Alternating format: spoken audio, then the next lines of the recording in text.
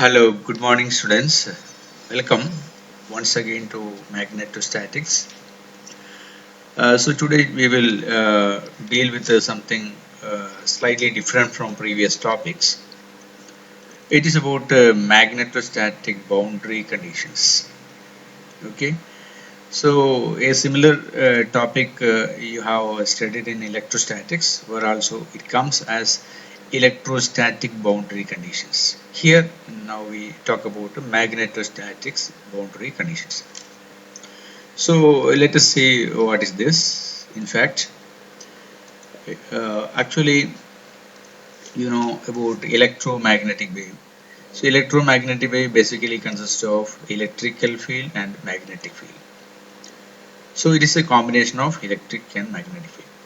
So usually electromagnetic wave travel in all media, maybe free space, maybe in dielectric media, maybe in non-dielectric media, maybe in magnetic media. So it has to travel from one medium into another medium, and different situation depends on the situation. So that means the electromagnetic wave has to travel means there is electric field has to travel from one medium into another. There is magnetic field which is also has to travel from one medium into another medium.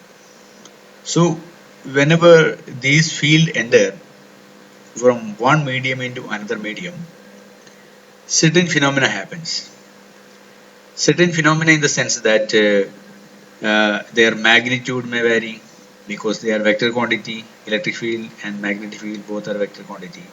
So their magnitude may vary, their direction may vary, just like when light enters from one medium into another medium.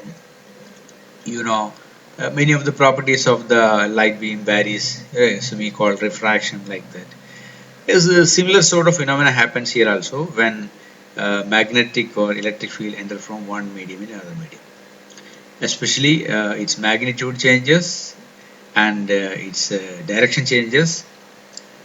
So what usually done is we make some mathematical relation, some physical relation between the field existing in one medium and the field existing in another medium, neighboring medium. Okay, so such mathematical relations are basically called boundary conditions, or there are certain conditions which field must satisfy. Okay, there are certain conditions that the fields, both electric field and magnetic field, must satisfy when they enter from one medium into another medium.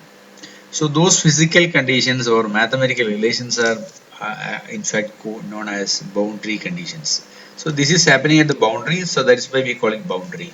Boundary is the interface between two media. Here we are talking about magnetic media. Okay. So in a single medium, magnetic field is continuous. However, across the boundary between two magnetic materials, the field may change abruptly, both in magnitude and direction. So this is a very common phenomenon. Okay. So this usually happens for magnetic field. It happens in magnetic material. For electric field, it happens usually in dielectric materials. Okay, that is the difference. And the relation between the magnetic field values in two contagious media is known as boundary conditions. So this is what is we discuss now.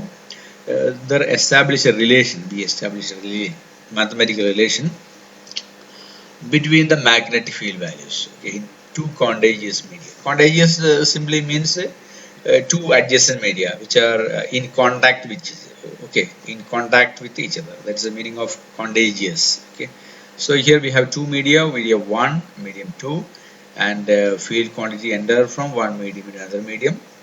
Sometimes field quantities magnitude may vary, sometimes direction may vary, sometimes they may not vary.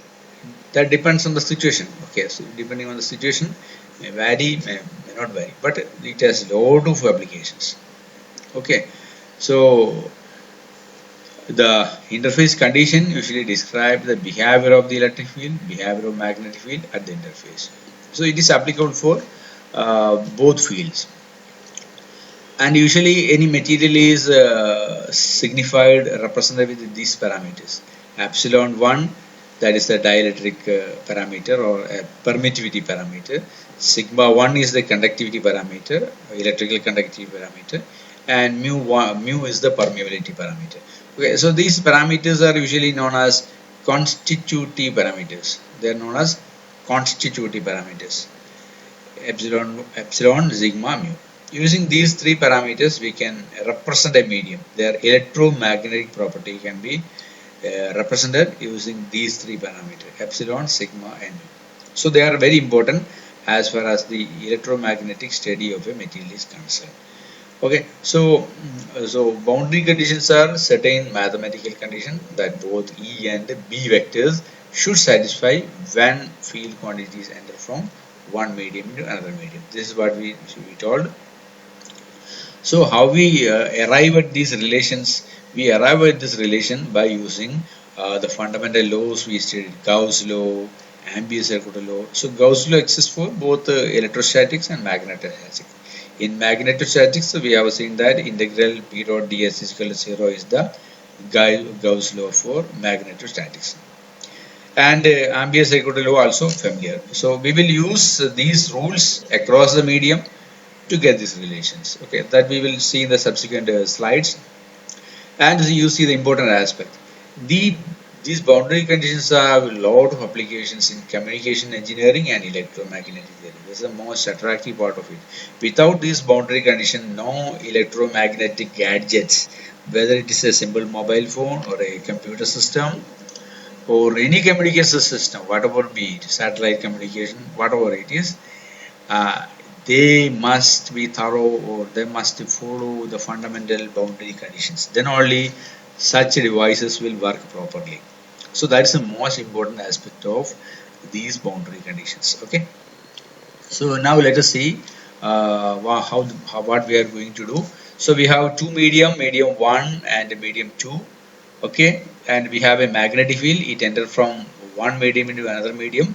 So many phenomena happen. That is what we are going to study actually. And for any magnetic field B, so you can resolve this factor into horizontal component and normal component, vertical component. The horizontal component is also known as tangential component. Okay, so if it is B, so this will be horizontal component. We call it BT. Okay, and the vertical component we call it BN.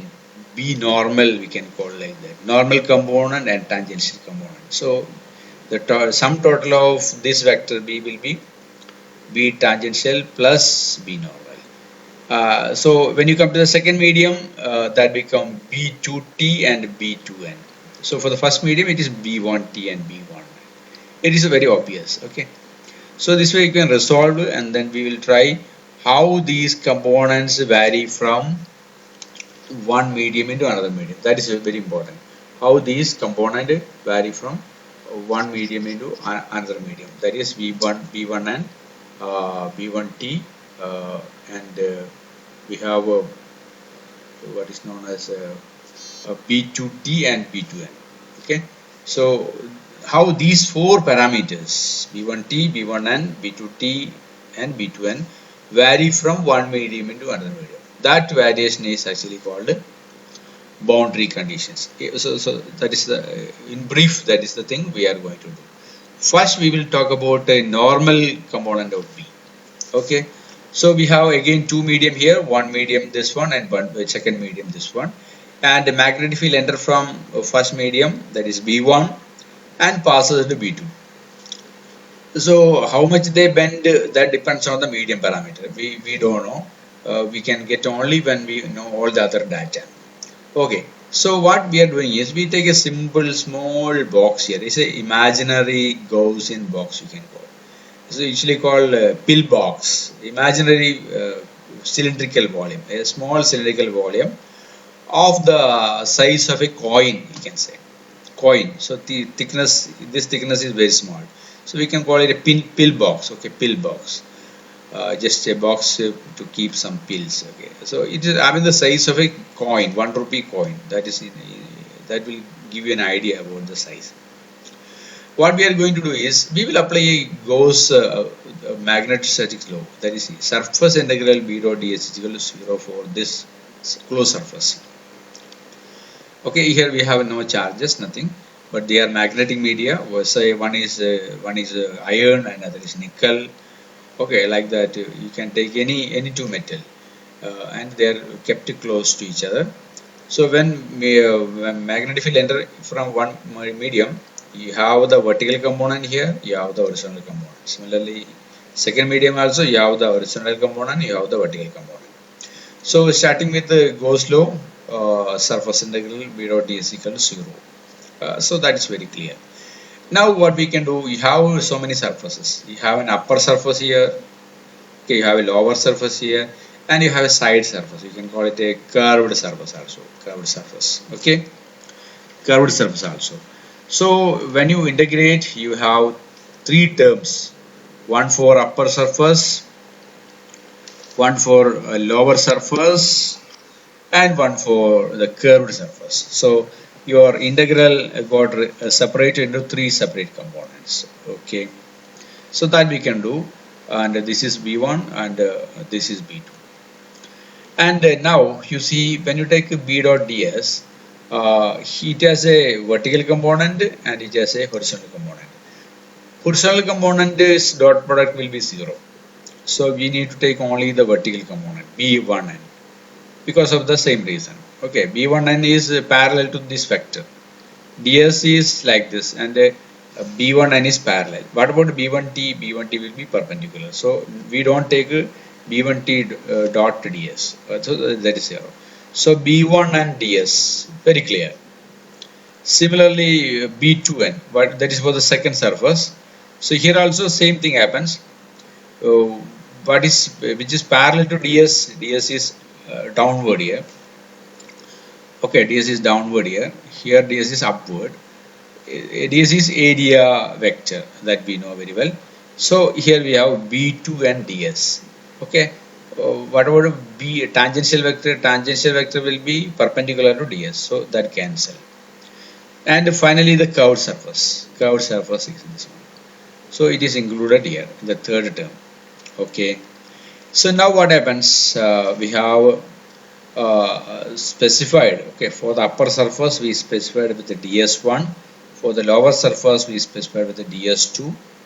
And for curved surface this is the thing. But here you can understand that curved surface area is very small actually. I told you that is a size of a coin, 1 rupee coin. So if you imagine the side area or the side height, it is comparatively very small. If you take, count like that, you can say that its value, the third term will be almost equal to 0. Almost equal to 0.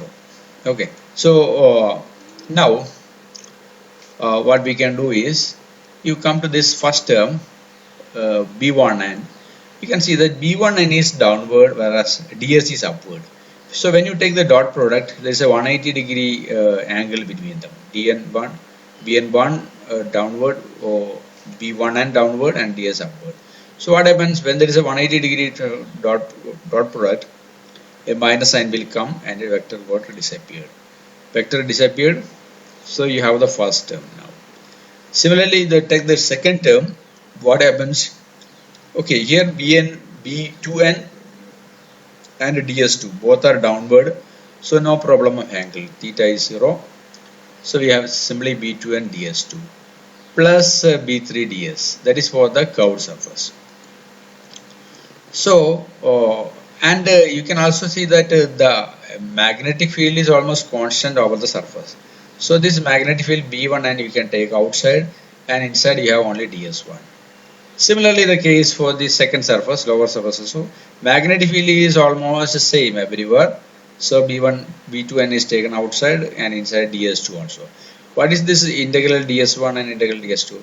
The total surface area of the upper surface and total surface area of the lower surface. That is the integral ds1. And as I told you, the contribution by the third term will be 0 because area is very small, as well as here ds is like this, and a normal component will be downward. So what happens? There will be 90-degree angle between vector B and ds. So contribution from all sides will be 0. Okay, so this will be in fact 0.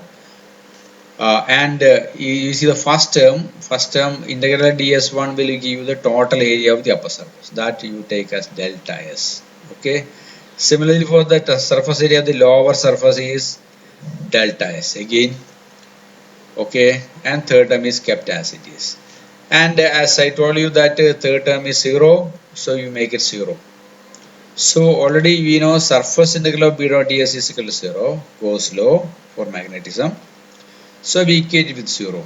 Okay, we have now b1 and delta s plus b2 and delta s plus 0. This is 0 is equal to 0.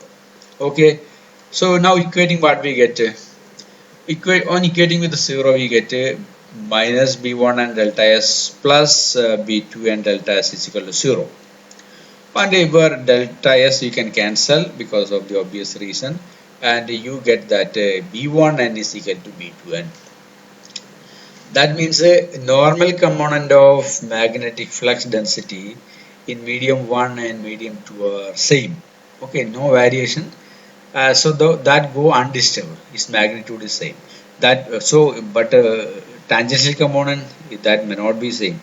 Okay, that depends on the situation. So in this case the normal components are same, so we say that they are continuous. So we make a statement like that: normal component of the magnetic flux density is continuous across the interface between two magnetic materials. So this is a conclusive statement, and we actually stating after deriving the relation. Okay, normal component of magnetic flux is continuous or same in both magnetic media.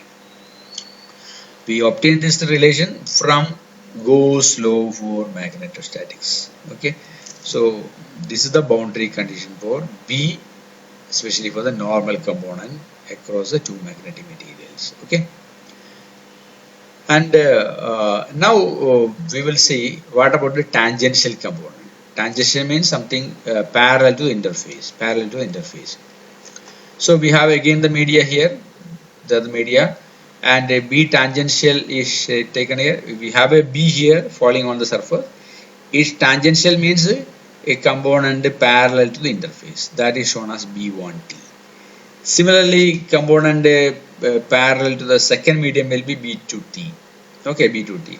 This arrow mark is not showing B1t, B2t. The arrow mark is showing a path. We have taken a path here. Okay. Why we have taken a path? Because we are going to apply here what is called Ampere's circular law to find the tangential component boundary condition. Okay.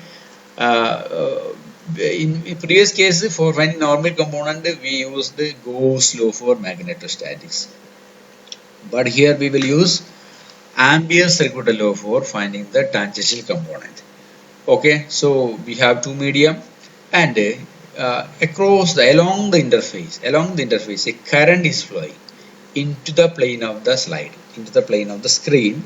A current is flowing. That current we call surface current. Let us indicate the surface current by K ampere per meter. I have already told you about the line current, surface current, and the volume current. Here current is flowing along the interface, along a small thin surface. So let us call that as K ampere per meter. Okay. So we have current now. We have a closed path PQRS. It is flowing along the surface, and there is a magnetic field falling over the medium 1 from outside. So what will happen to the magnetic field in the second medium? So that is what we are going to see. Okay. So we have the Ampere's circular law. Close the line integral. We are taking a closed path here like this. B dot dl is equal to mu 0 or mu times. If free space, then mu 0. If any other medium is coming across, then we will be using mu. I enclosed. Okay. What is the I enclosed? Total current contained in this closed path. Suppose that the one side is of length L. Okay. One side is of length L. Then we can find this enclosed current. That means total this current. So that will be I enclosed will be equal to surface current times L. Surface current density multiplied by L. So we get the total current passing through this closed path. That will be K into L. Okay. So we applied Ampere's circuital law in this case. And now you see what happens to this line integral. Because this line is not a single line. It's a combination of 4 segments. We have PQ, we have QR, we have RS, we have SP. So let us take one by one to integrate it. So we will simplify it. Your line integral B dot dl now become, first part is PQ. So we have medium here. So the magnetic field is B1. So B1 dl for this length PQ. Okay. And for this length you have B dl. Let the magnetic field here maybe. Actually keep in mind QR is a very small length. So it just extend into medium 1 and 2. Okay, not spreading too much. So imagine that this length delta H is tends to 0. Length of QR is tends to 0. That is a very important value. Okay, so we have the second length QR. And what about the third length RS? So that is equal to again B2 in the second medium DL. B2 DL plus fourth segment SP. So we have it's a L4 length, okay, B dot dl. So we separated now into 4 segments. Same thing. Okay, now what happens when you take the dot product of B1 dl? What happens?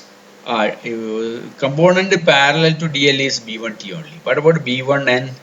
That is perpendicular, and B1n dl will be 0 because normal component is perpendicular to dl.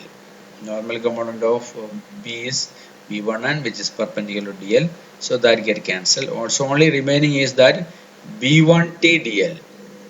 And this is for the QR section. Let us keep like that for the time being. And as I told you, it is very small, tends to 0 value. So its value will be also 0. And for the second medium, let's say it as B2t. Again, tangential component is taken, B2t and dl. And for the segment SP, again it is very small. Let us take it as B dot dl. Okay. Now what happens? We have B1t dl plus this is very small. Because of that reason, let us take it as 0. Okay, it is negligibly small, so 0. And we retain the third term because that is about the second medium, that is B2t dl. Plus final term is 0 because of the obvious reason. So what happens? We now get if you remove these zeros, whole along the length B1t is a constant. Okay, and they are parallel, so angle is 0. So vector B1t dl will be simply B1t dl, and B1t is constant, so we kept outside, inside dl only, plus 0. Similarly for the second medium, you can see that B2t is opposite to dl, so there is a 180-degree angle between B1, B2t and dl.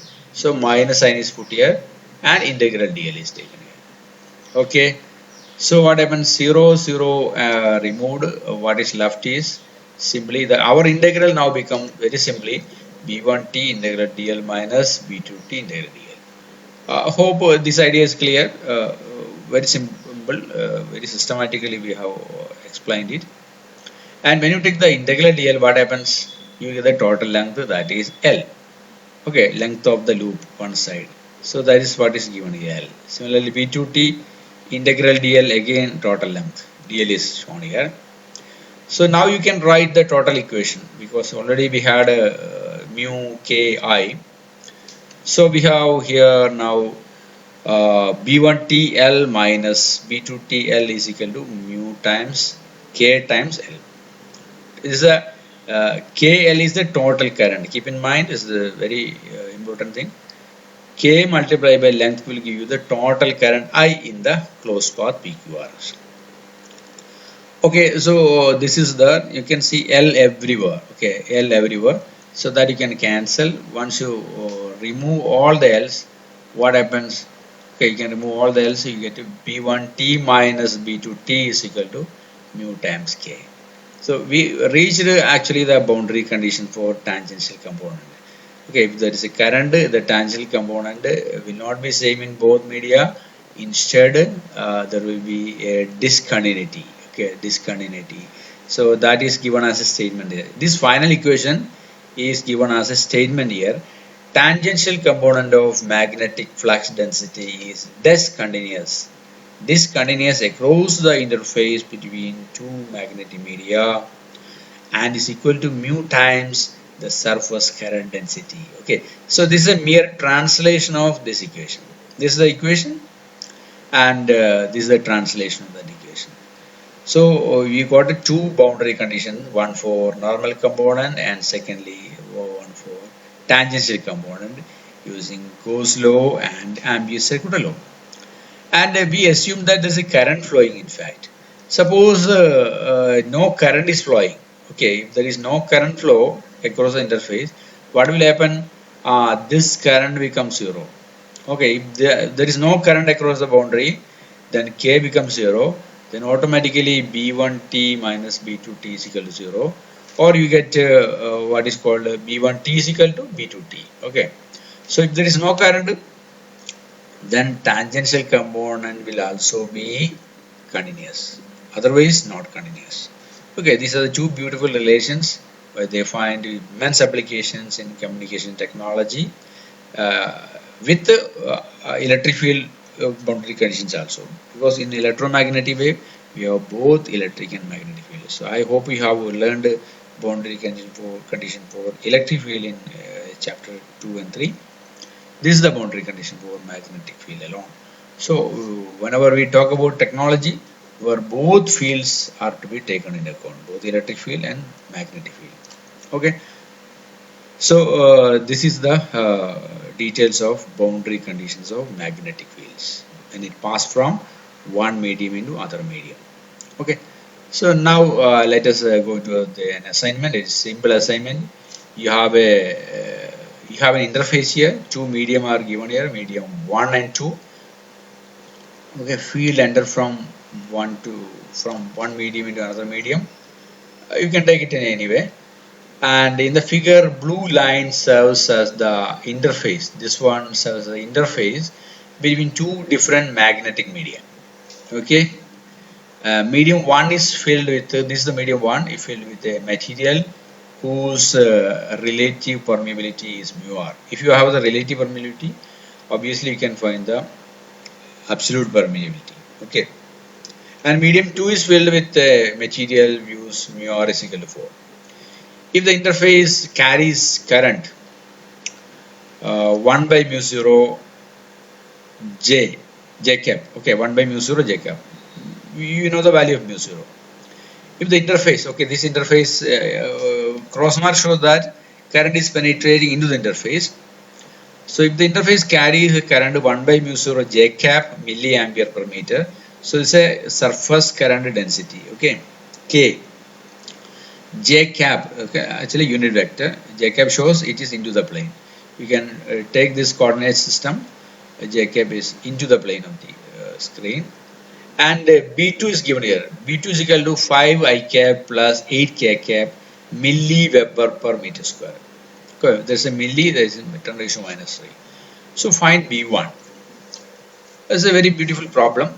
Here B2 is given. You have to find B1. How you will find it? You take separately for normal component, the current is not a problem because we know B1 n is equal to B2n. So you will get a normal component of B1. What about B2? Tangential component, you have to take into account the current, surface current density. So surface current density is given here. So from the B2 you can get the tangential and normal component. Because I cap and K cap will give you an idea about which is tangential and which is normal. Your XY coordinates are marked here. Okay, this is the X axis. Okay, this is the Z axis, vertical, and something which is penetrating into the screen is the Y axis. Okay, so ideas are clear. Tangential component of second medium is given, B2 is given, and the normal component is also given. You are asked to find out the magnetic field in the first medium. Okay. For simplicity, you can take the value of mu as the mu in whichever the permeability is high. Okay, permeability is high. Where current conduction will be more, so take the value of that medium. So with these comments, I hope these comments will be helpful for doing this problem. So make a complete note of this class. Mere watching is not enough. You watch the video and take note of prepare a complete note of this, and that will be helpful for your examination. And after that, you try to solve this problem and upload your work. So with these comments, let us conclude today's class. Thank you all of you. Have a nice day. Thank you.